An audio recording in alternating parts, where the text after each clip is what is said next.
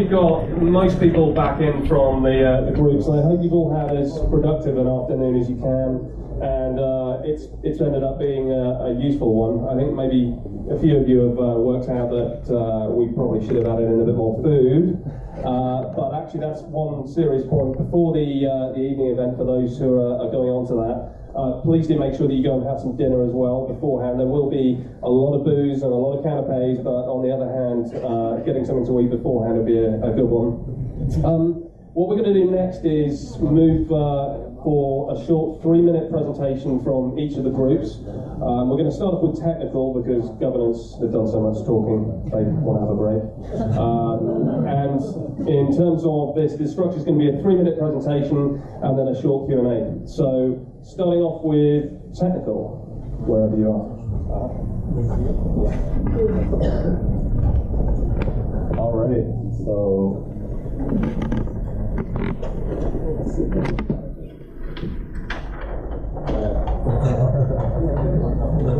sure.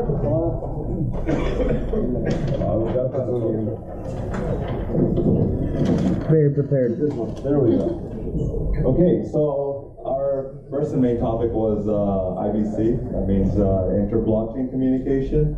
And the stage that we're at with EOS right now is that we can run sort of like a light client where we have ESCO smart contracts on both your main EOS mainnet and another side chain. And then people can transfer EOS to this smart contract, which is linked to an oracle that reads the transaction and then sends that transaction to your side chain, where the side chain now uses that transaction for transfers or whatever else thing it needs.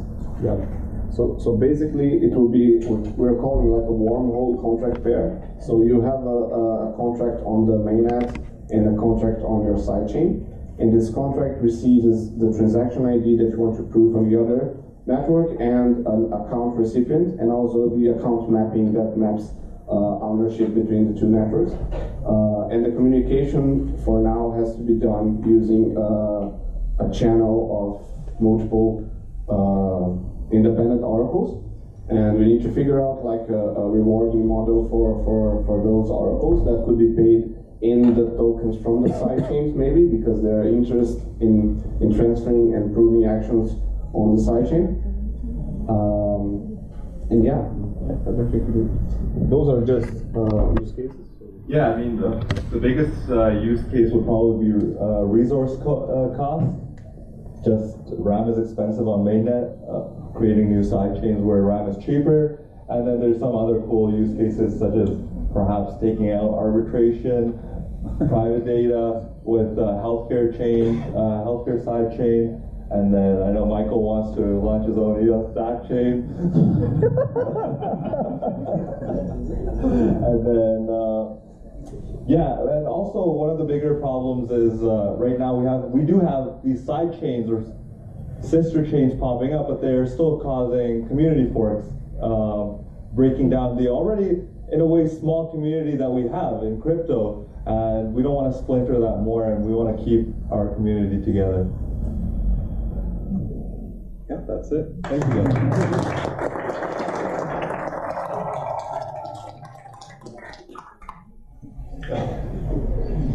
Let me just get the other microphone.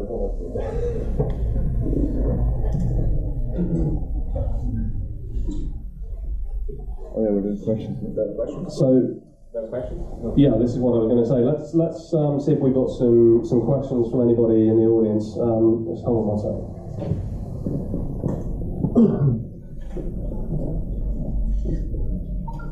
Just what you were talking through, Igor, with the wormhole or whatever it's called. Is that interchain communication? Does it inherently trade value between the main chain and the sister chain, or is it optional as to whether that value transfers between the chains? you mean with the tokens between one chain to the other? Yeah, last time we spoke about this, there was discussion around whether there was like an issue around duplication of value between the two chains. So basically, the contract is responsible for notifying. So if you could issue your token again here, but basically you are mainnet EOS token will be locked in your sidechain escrow contract in order to don't damage the supply. And so you still have the same mainnet inflation. So the mainnet governs the EOS token, and the sidechain can do whatever the sidechain wants to do with the notification for any transaction. And also to really remove the value from mainnet, you'd have to actually burn the tokens on mainnet, and that would need to be like a system contract, go through referendum, and actually be enacted. And Yeah. Okay. Cool. That's more complicated to implement.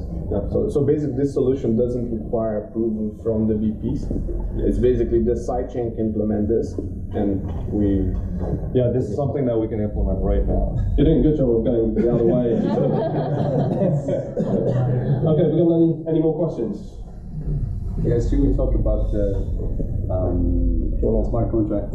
Okay. Yeah, okay, I'm just going to chip in right now because the next session we had was doing this without the sidechain. So, if I may,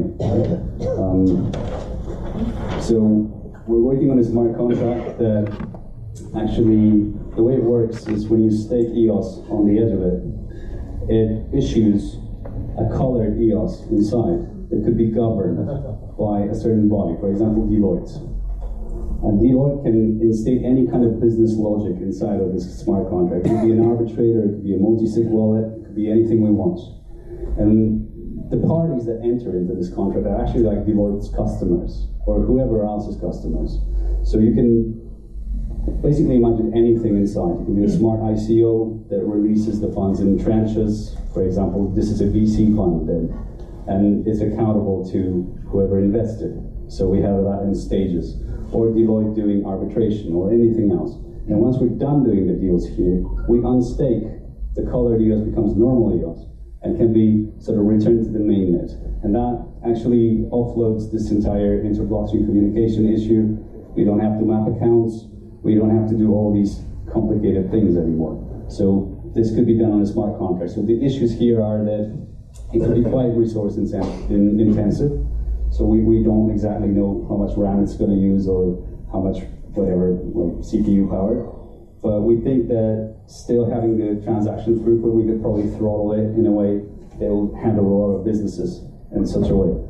Including the GDPR compliant chain that EOS Amsterdam is thinking about, we think it could actually be done on a smart contract. It would be a GDPR compliant smart contract where, for example, GDPR sensitive data is hashed and kept outside of the chain.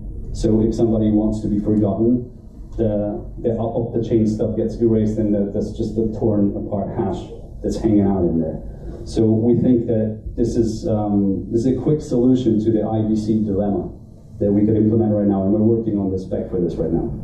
So I thought it was relevant because it's very actually comparable to the previous presentation. It was the next one coming. I have a question, real quick on that.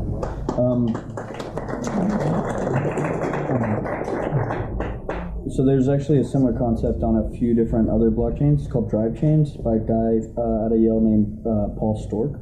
Have you ever looked at that? It works the same exact way. No, we're not actually yet. Sorry, did we just talk about this today? Like, okay. No, I'm asking, did you guys just kind of like... No. We've been working on this for a month, and it's a byproduct of this arbitration crisis we have in EOS. Yeah. Because this could technically be an arbitrator.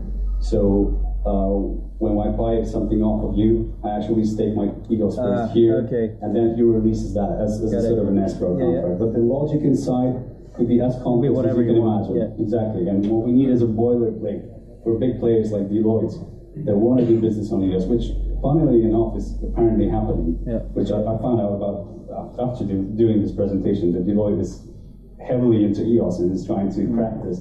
So ping me on Telegram. I'll send you the white paper for it because it's already. Right. It would be cool to kind of make sure that everything's good to go because it's been worked on for a few years. So.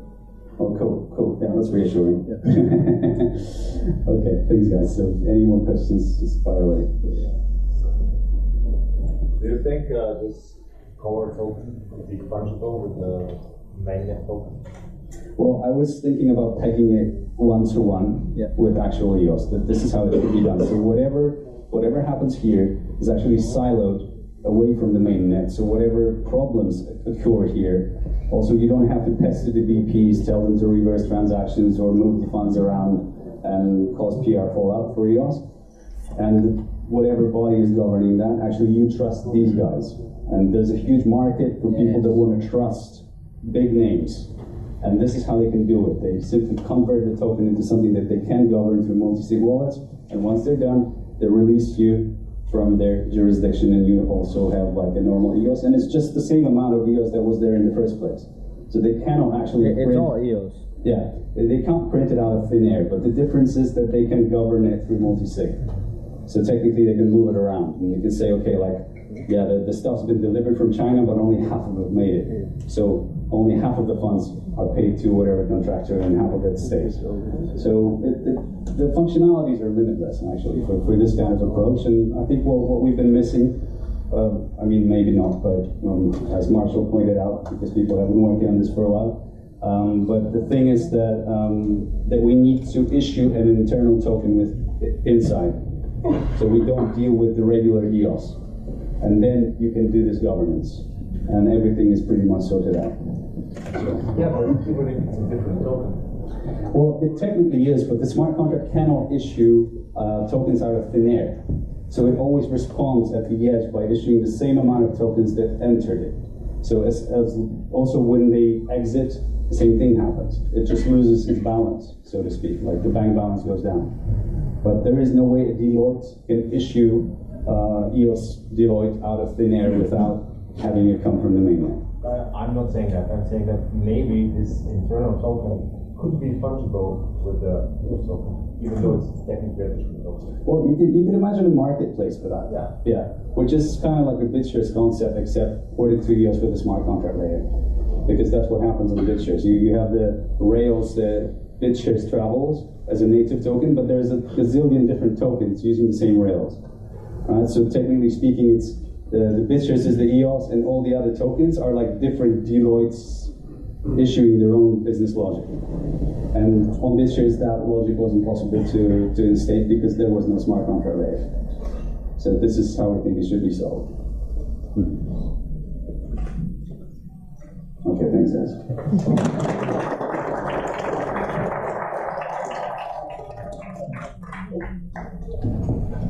You switched that one off, didn't you?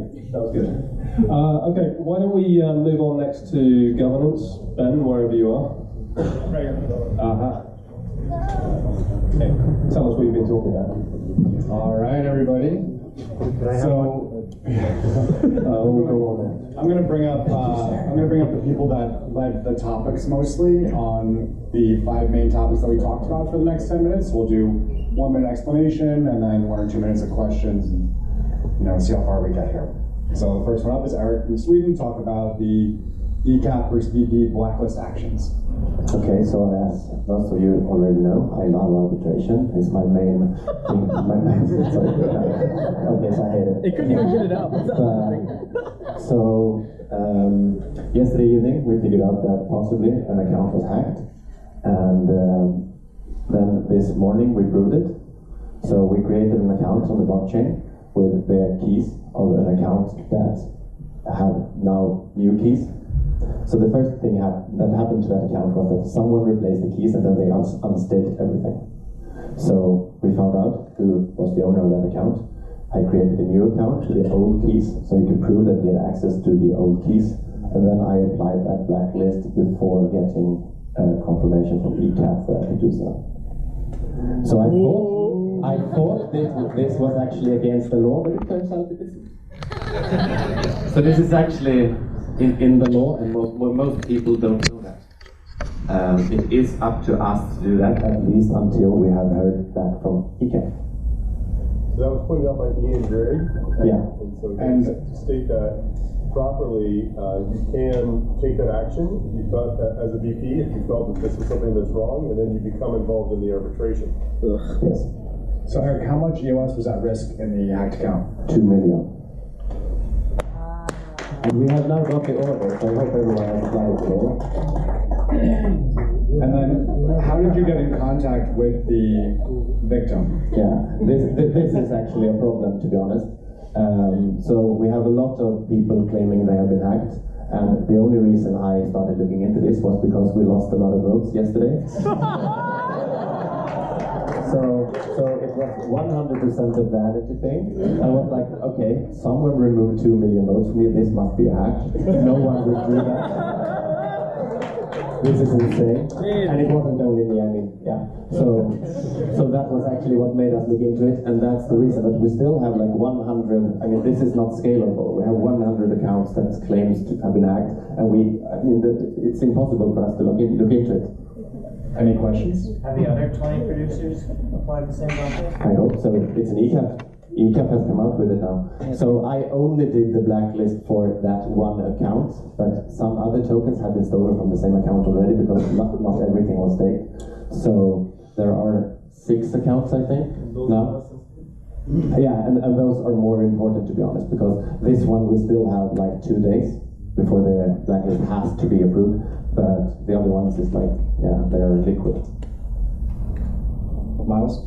How do we deal with the fact that an attacker could theoretically move the tokens to an exchange faster than ECAP can make a decision and faster than the block producers can apply a block?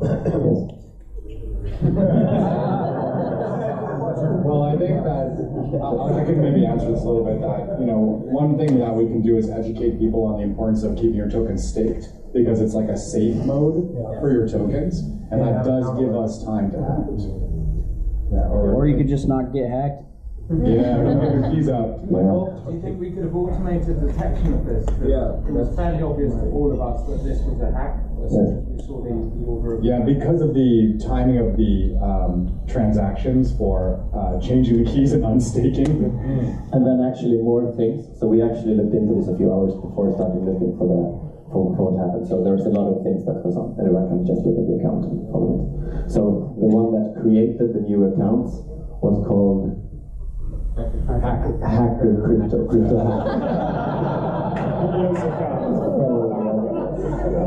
We'll watch that account for sure. But the question was, can we automate it? The answer is yes. Igor, what was it? Mr. Blockchain mechanism that will signal every strange behavior that happens on chain, and I just show the signal somewhere. The VPs are totally capable of blacklisting those before it got read. Yes and no, because if they're really fast, I mean, for the liquid tokens, it's like, I agree with you. I don't think this scales. It doesn't. So, I mean, I think we spent 6 or 7 hours on just this one. That was for 2 million EOS, but what happens if it's 10? Exactly. Yeah, but look. We spent 2 hours to find the owner and take them from, but it took like 5 minutes to detect, to be 90% sure that we're hacked. Yes. So basically, a machine learning algorithm can have a high probability of detecting this, and we can signal to a lot of people to be aware of it and do something. Yes. So we're going to look for technical solutions to shortcut this. If you have ideas about it, it's a good thing to contribute to the community and the token holders to help them protect their tokens. So one more question? Well, at what point then do you just pseudo it back? Jesus. Great question. So thank you, Eric, everyone, and great work on that. Great opportunity to have you out here to talk about Sudo. Alright, so it's on enough here. Yeah. Not Sudo. Yeah.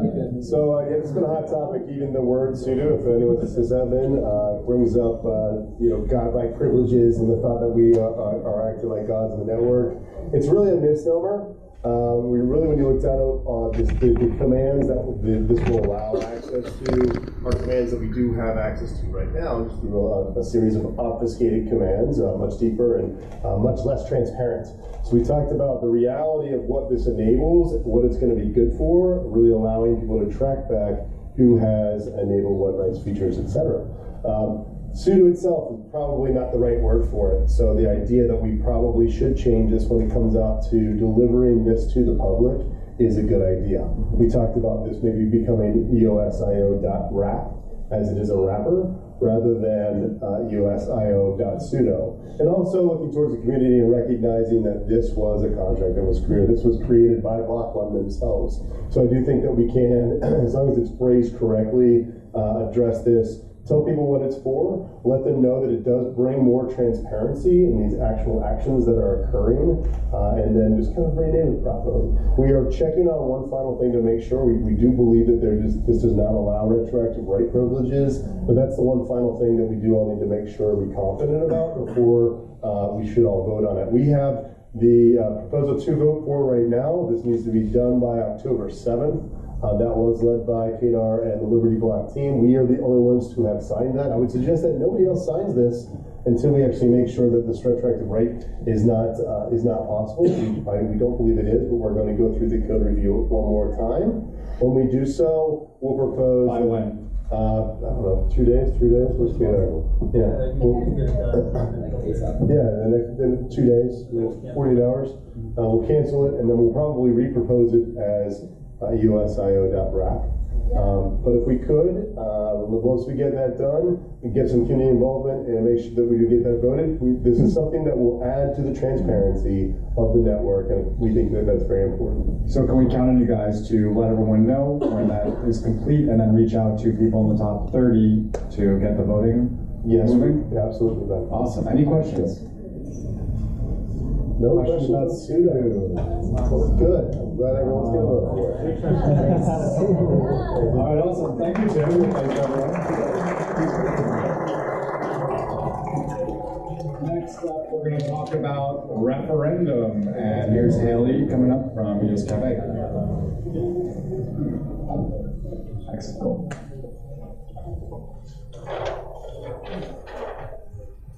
So yeah, we talked about referendum. So for quite a while, since launch, there's been a working group who's been building up the tools to allow for on-chain voting, and that's almost done now. So this is a really relevant conversation. So a referendum is how the community ratifies basically a change, a core change to the system. It's in Article 11 of the Constitution, and the threshold is you need a 15% of all tokens need to vote for the referendum, 10% need more tokens need to vote yes than no, and that needs to hold for a 30-day period and a 120-day window. So that is basically what we need to achieve to pass any referendum. Now, because there's so many debates we have, if you've been on Telegram, WPS, Rex, there's a lot of cool things out there, but they all need to pass through this gate. So this is a very important conversation, and there's a lot of there's a lot of issues. For me, the biggest issue, and I think what we talked about, is voter engagement. It's a very limited, scarce resource, and we want this is DPoS, this is decentralized network. We want everyone and anyone to be able to propose something, but if it's complete Wild West, it's going to be hard to get that voter engagement. It's going to be hard to get everyone to pass this threshold. And there's a lot of stuff we want to do, but if we can't get it passed, it's going to be a problem. So that's our challenge. I think what we're really doing, what we really talked about in this group, was kind of starting a conversation on referendums, because this is something I think as a community we need to tackle together.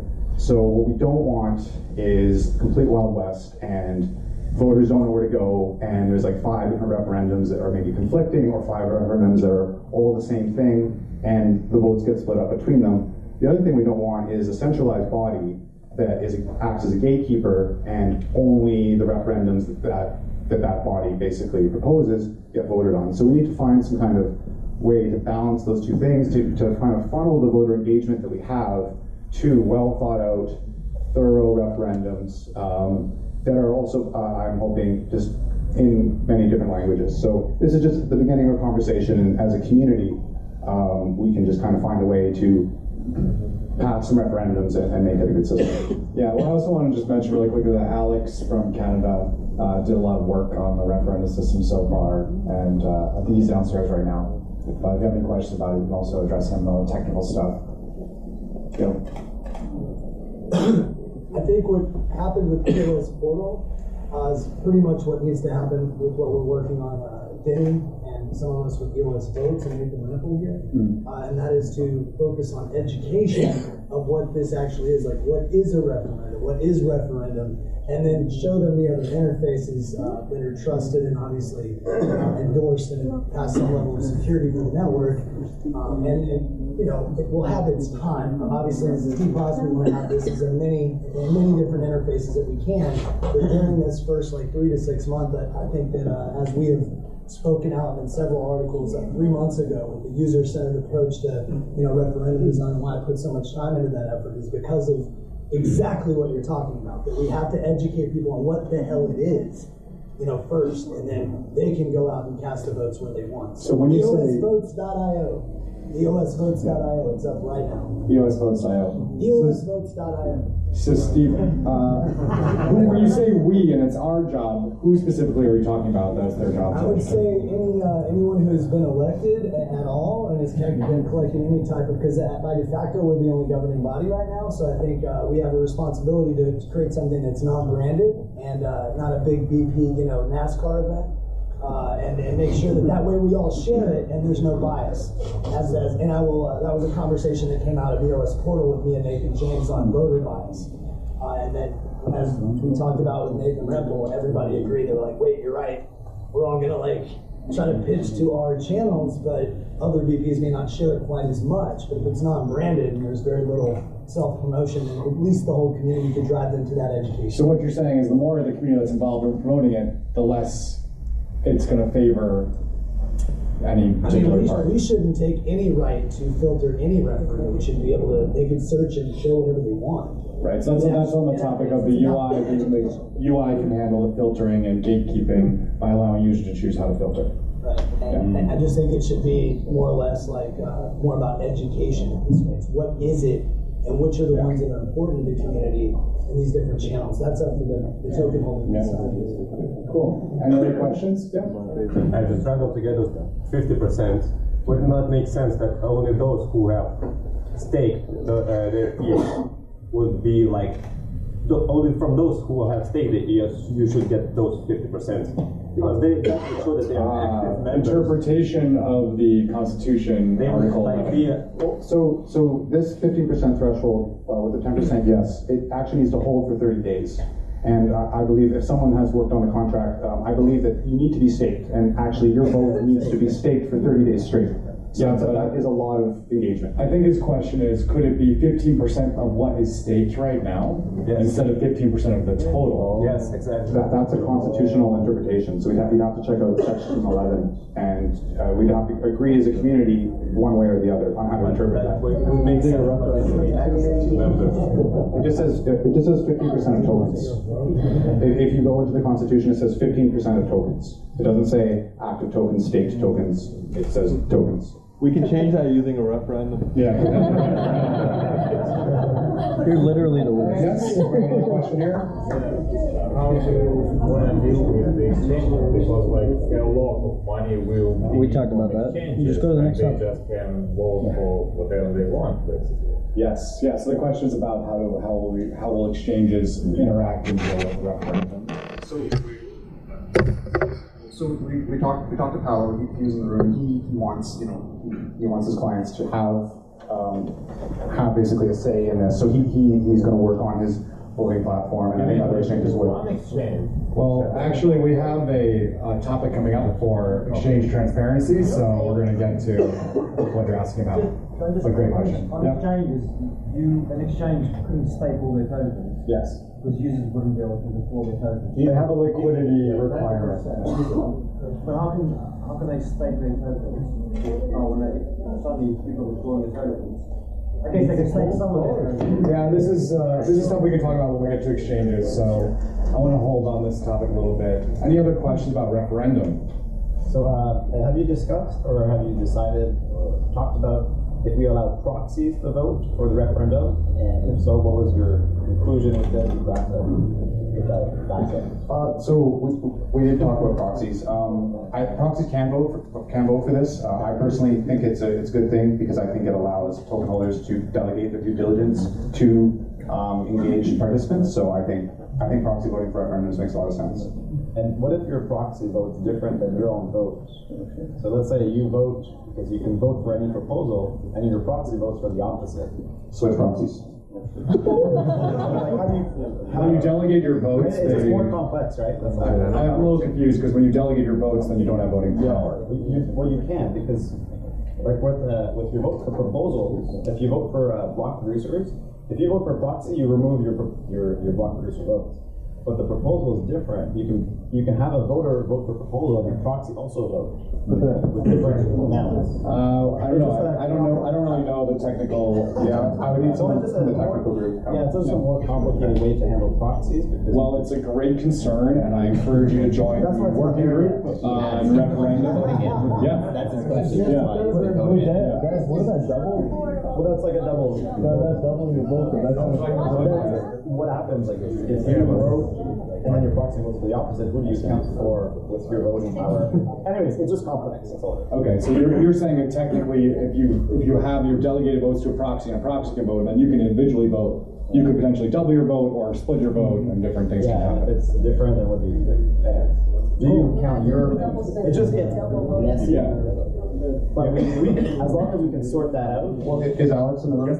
Well, because he can speak to it. Alex is downstairs. It's people who built the system. Like, I doubt that they would allow double voting. He's in the core referendum group with Alex, so he's asking these relevant questions. He actually does. Oh, yeah, okay. I'm also pro proxy, but how do you handle it? Like, what happens when a voter decides a different opinion on a different proposal? I mean, I think maybe one suggestion is if you have votes delegated to a proxy, then you don't vote on any referendum directly. Then what if the proxy votes and No, but if you have a proxy, your vote just doesn't count. You either have a proxy. If you have a proxy, that just means your vote doesn't count. If you have a proxied vote, then that's where your votes go through. As long as we can hammer down those rules. Yeah. I can communicate with you about it. I know how to word this. Referendum voting, if you have a proxy. It'll be in the contract. Well, a lot of people have proxy. Like, I have proxy, but my proxy might not vote.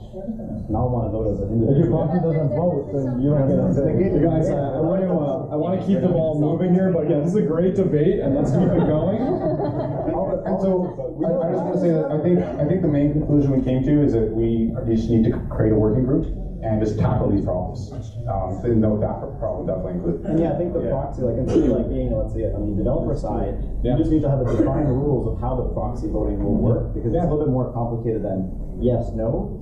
So if we can define that as a group, as a whole, it's a lot easier for people to implement sort of voting tallies and databases to count votes in different ways. Great, because then you have rules to follow. And not you don't vote for each account. There's a lot of ways to count votes. Yeah, so the proxy have like 1 million stakes on the account that delegate the vote.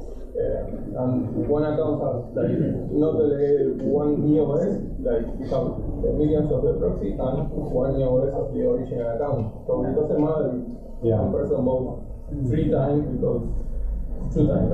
Yeah. Thank you all. Actually, we just had a request to move on, so I mean we can talk about this. I'll just Actually, I know this sounds really important, and I'm not trying to downplay the importance of this, but we did give this the most time, and the organizer asked me to keep moving. So thank you, Alex.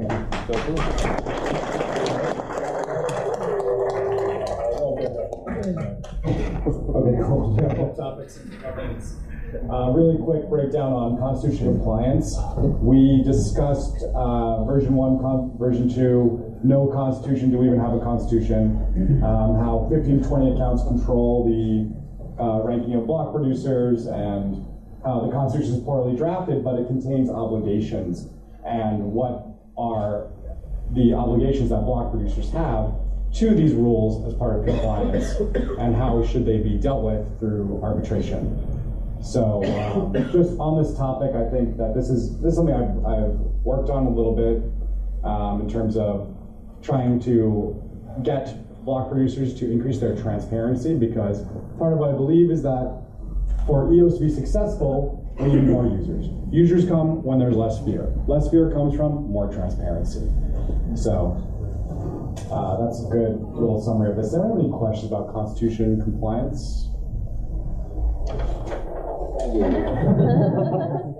On to transparency really quick.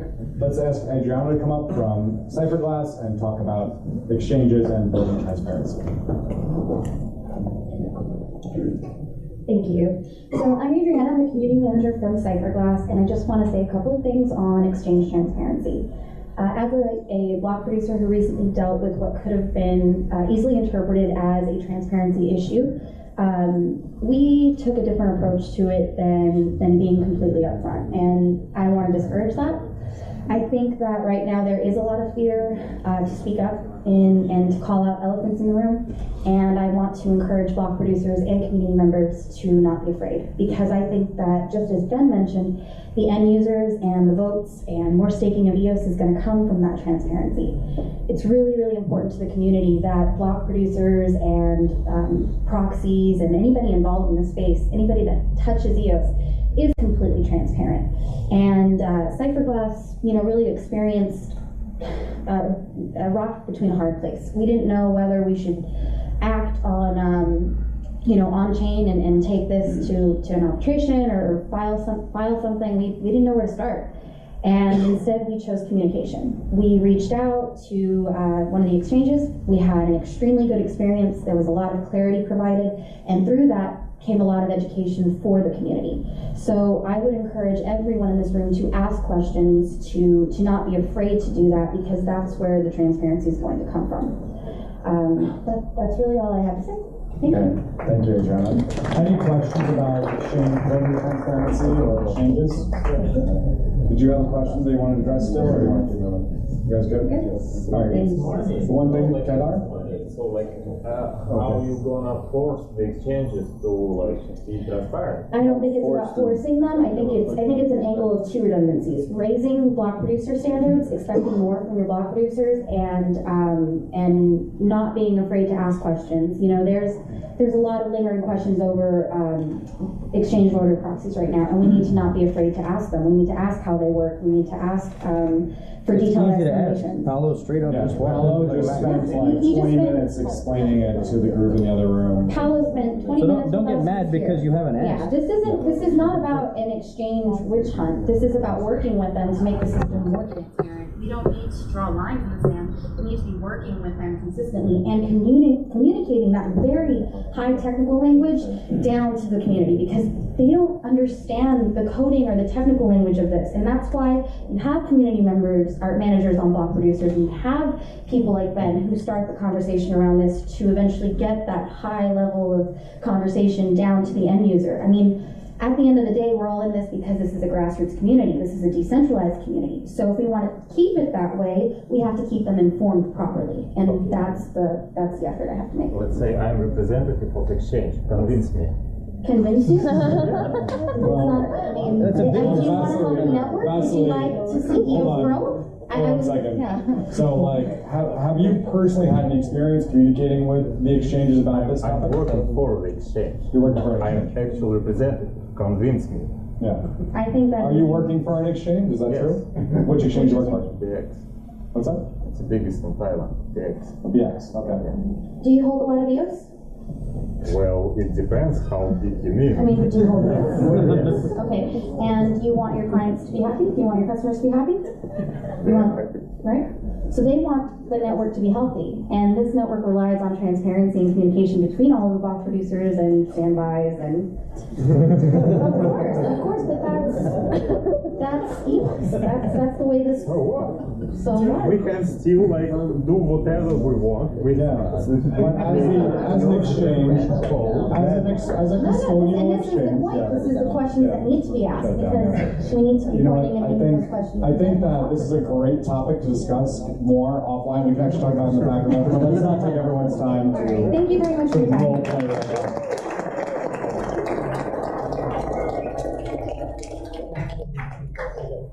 Okay, one more. We just had WPS for more. WPS. Okay. Yeah, another important topic, WPS. We have Orchid here from EOS. Sis, please welcome her.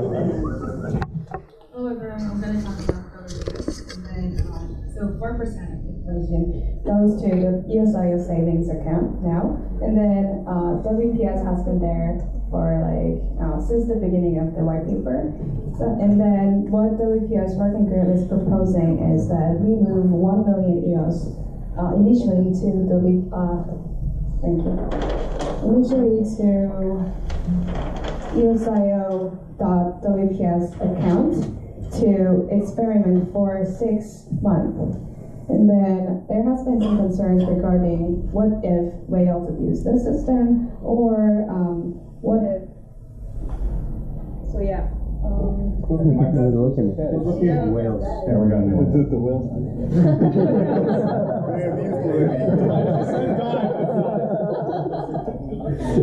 So yeah, we talked about those kind of abuse concerns, and then to address the problems, we are proposing the community system, which who is going to act as a curator for the proposals that comes into the WPS portal. And there has been a lot of blog producers and community developers and community members that has been working to design and actually develop the WPS portal. And in order to fund the needed proposals like ECAP or GitHub repository management to have financial independency, we need WPS system running on-chain. So yeah, this is going to be referendum item, and then of course referendum portal has to be up in order to ratify this. But yeah, it's going to be on the referendum with the 4 proposals, which includes ECAP, GitHub management repository, and then development of WPS portal itself, and then emergency committee. So yeah, I think that's it. Cool. Any questions about WPS? Excellent.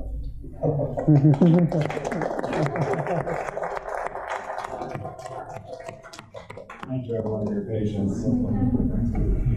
Boy, we better hope the microphone doesn't die like this last one. Okay, we've got 15 minutes left until we're ejected, I believe. So we're going to have to speed things up just a little bit now. I think next up we'll run through community if we could.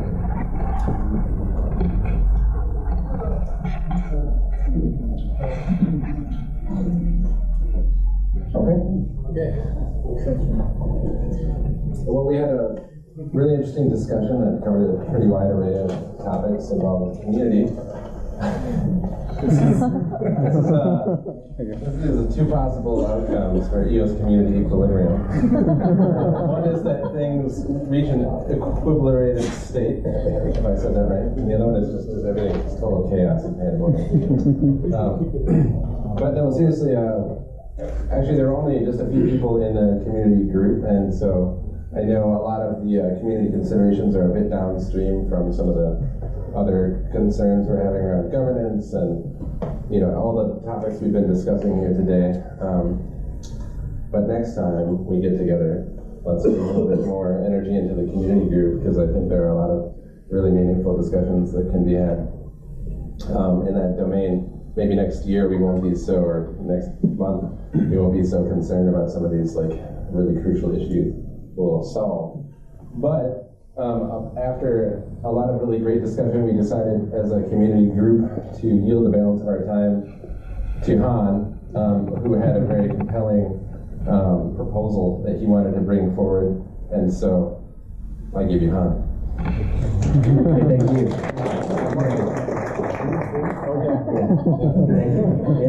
I forgot to bring this easel. We actually took better notes than this, but So okay, my name is Han, and I'm from EOS Node 1, so based in South Africa, and I recognize many faces from EOS Community Conference we ended up suggesting and organizing back in July.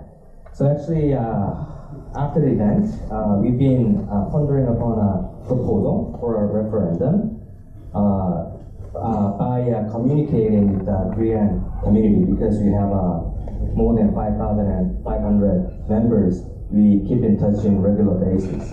So we've been asking questions like, what do you think about WPS, EOS, and all the WPS core group is talking about WPS, and then there's lots of people's opinion. For example, we ask people, hey, there's a discussion that 4% for WPS is too big, so let Telegram communities saying that maybe we can begin small and grow big, and then for the rest of the tokens we can just burn it. So what do you think? We throw these kind of questions in Korea. And then we ended up listening to the community in the Korea. We ended up having some proposal. So before I address that, I think I can some challenges we face as a youth community as a whole. So right now, I'm not sure if you can see these letters. It's a little messy, but for now, EOS, you're a virtual country, right? And its population is about 330,000 people or accounts, right? And then among these 330,000 accounts, we only have 3,000 active accounts. And then EOS is supposed to deal with enterprises, right? Enterprise doesn't deal with thousands. Enterprise deal with millions, right? So we, DAPS panel, in the first round of this conversation, we were discussing about how we can bring more people on board in EOS community, right? So we having this bringing new people in the community, we facing this big problem. Another thing is, if we look at the number of stake token. So when the mainnet launched in June, I think it was 9th, it began with 99% token staked, right? And then right now, it's only 53%. And then if this trend continues, maybe if we end up in December, we're gonna have only 30 something percent left staked. What that implies is that this 30% also includes block 1 10% stakes. So we're not sure if we can really get those constitution candidate get ratified. So it could be a little big problem. And then also, there's a lot of whales. I'm not sure how many whales in this room, and I noticed a few of whales. Oh, Cesar. Anyway, there's lots of good, good BPs, and there's lots of whale BPs. But then at the same time, some of the BPs, whale BPs, they do BPs because of just only to make money, because there's no way around to generate a profit out of their existing token holdings. So we ended up having this idea of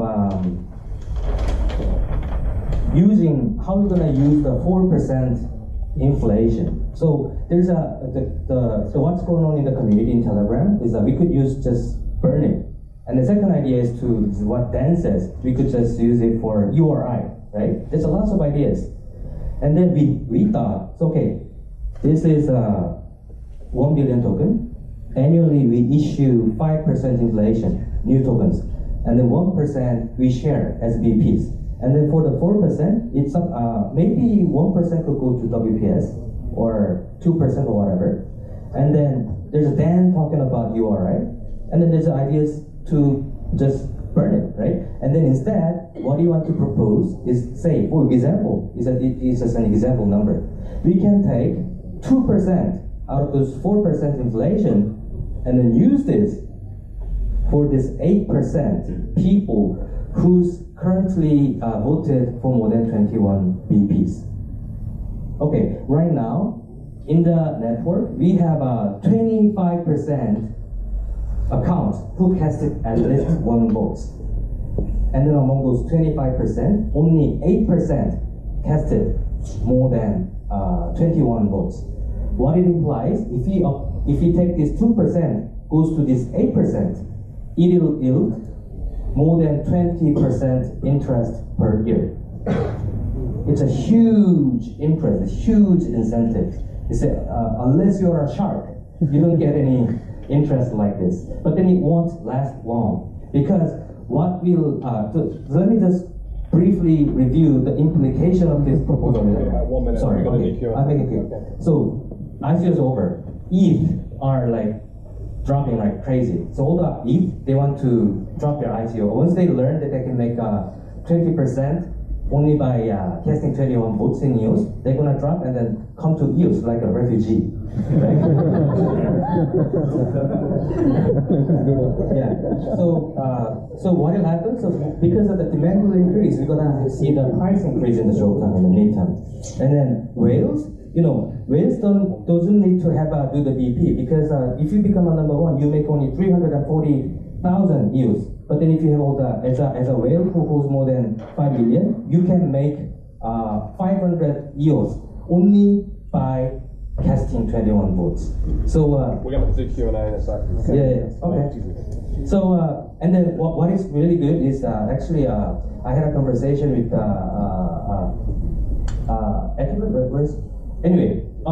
Sergey. He had an experience with Tezos community, and then Tezos, they have bakers, block bakers, and then they applied this kind of idea, and then it worked so well. That we have a history, so I think we want to propose this to the community.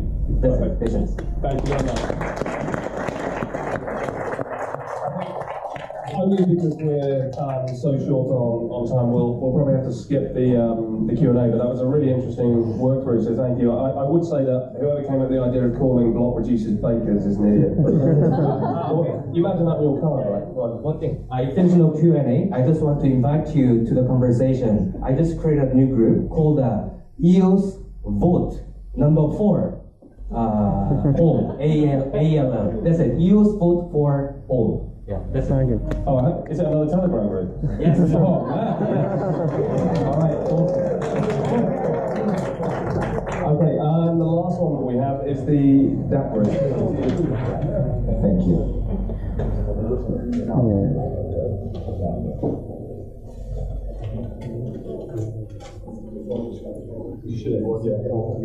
How long we got?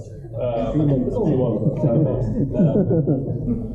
Okay, we'll try and TLDR this pretty quickly. So, in our group, it's a very active group, there are some current mainnet DApp developers that were within this, and some prospective DApp developers, some BP, so we had a great range of people and skills.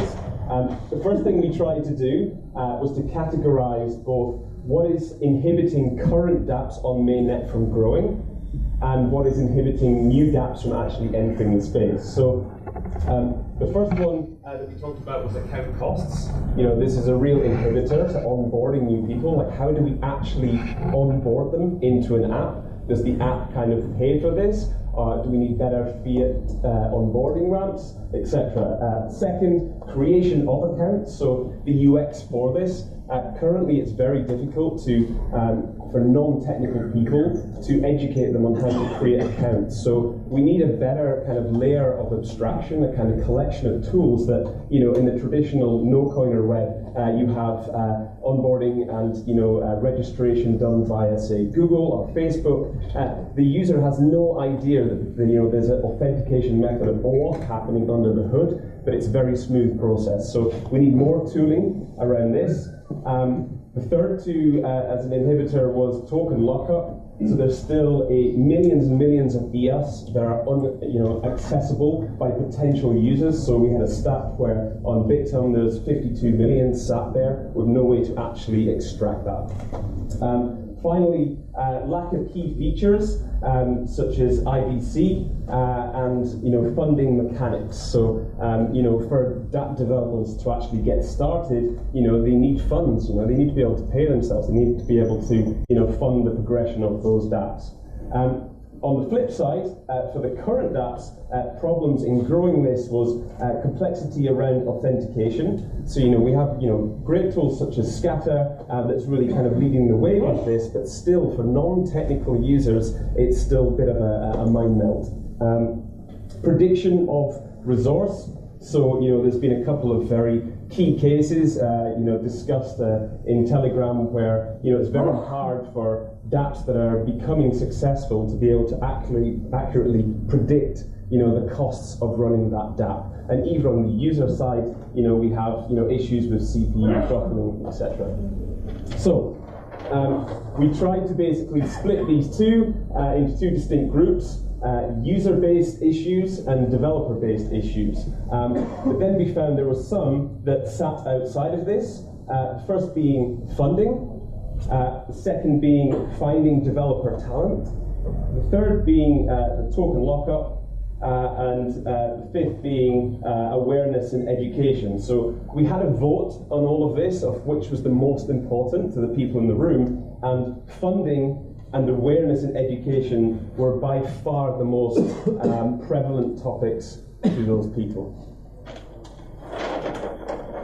And since we don't have that much time, we're just going to walk through funding really quickly. Basically, what we're saying is, trying to get funding, there are different ways. You can do the traditional VC, you can do there's some new liquid ICOs coming out. I know Bancor, or the people have used Bancor to do different projects. You have some people working on ICO platforms as well. But basically, it's about patience.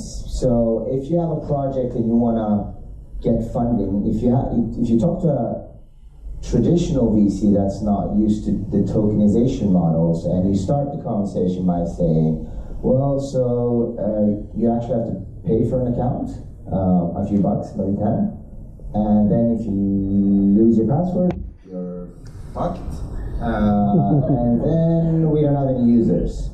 And then they'll be like, okay, but why would I put my money into this? So basically, it's very, very, very early. Everything is very early. It's so early stage that people kind of feel a bit frustrated because they have great ideas, but they're not getting the money. And the VCs don't really feel like financing infrastructure. They want to finance DAP businesses. They want to finance something where they get their money back, because they're not here for charity. They're here, oh shit. Every day I take a picture at 5:30. I've been doing this for 2 years, so if you don't mind.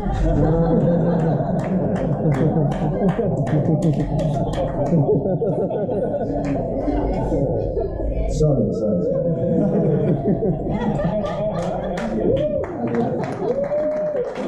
I have one with a tiger in the background.